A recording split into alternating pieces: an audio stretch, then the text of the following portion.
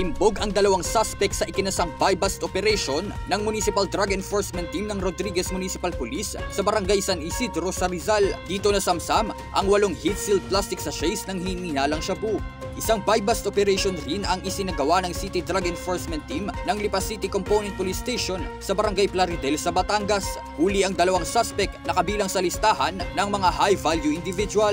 Nakumpiska ng mga otoridad ang isang sachet at 2 knot-tied plastic sachets ng hinihinalang shabu. Mahigit 1.6 million ang kabuoang halaga ng nasabat sa mga operasyon sa Rizal at Batangas. Nasa kustodiya na ng PNP ang mga naarestong suspect at sila'y nahaharap sa kasong kriminal sa ilalim ng Republic Act 9165 o ang Comprehensive Dangerous Drugs Act of 2002.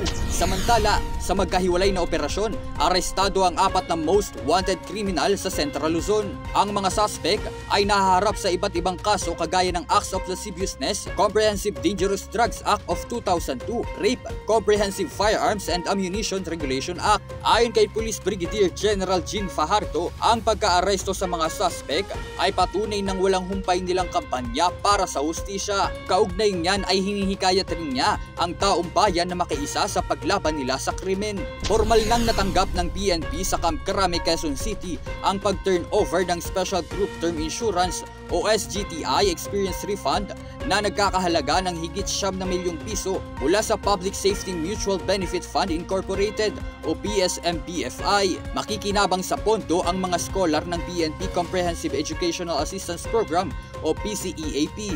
Labis naman ang pasasalamat ng PNP sa tulong at benepisyo na kanilang natatanggap. Para sa totoong balita sa Bagong Pilipinas, Mikael Aviso, Congress News.